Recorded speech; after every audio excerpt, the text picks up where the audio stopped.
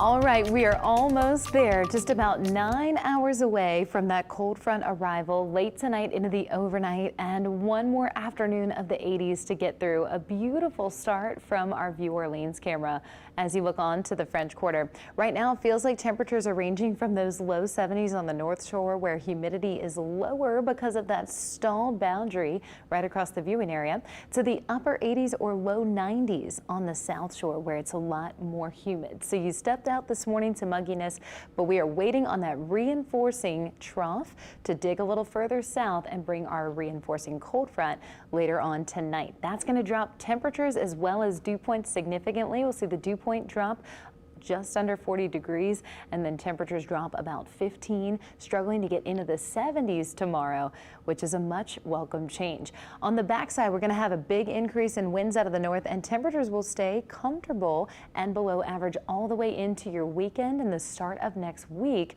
we return to average. So all of this is coming from Canada and the Great Lakes, and you see the air up there much colder in the 40s and 50s now. It continues to dig further south as that front knocks on the door this evening, just north of us around 6 o'clock, and then past the viewing area and offshore as we head into the overnight hours with those winds picking up quickly out of the north. That's going to mean the waters are choppy, so we do have a small craft advisory in effect from 10 p.m. Tuesday until 7 a.m. on Thursday. And those winds will be sustained somewhere between the teens and 20s. You'll notice they start to settle as we get into early Thursday morning, so that's why the small craft advisory does eventually expire.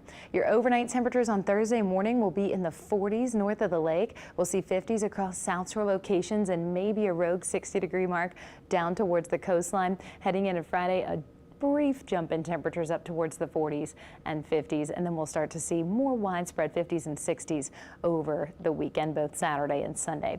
But of course, as we get to the middle of October on the calendar, we have 6 weeks left of hurricane season, with it ending on November 30th. And traditionally, we don't see as many widespread threats for localized tropical development concerns. Of course, watching these two different areas at once right now, this initial spot that we've been keeping an eye on in the open Atlantic looks very less than threatening, but it will continue to likely increase in strength as it heads towards a slightly more favorable environment close to Puerto Rico over the next couple days. We'll be watching that. Also, a very small area of potential development closer to Nicaragua. We'll be watching that as well. But the good news is that while there's a little moisture in the atmosphere and the water is slightly warmer off to our east, we are looking nice and dry over the Gulf of Mexico, so that should help to destroy anything that did get its act together to develop.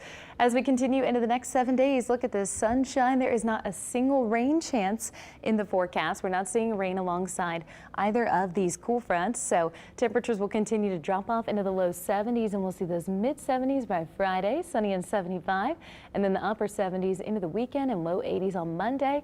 Temperatures overnight again in the 40s or 50s.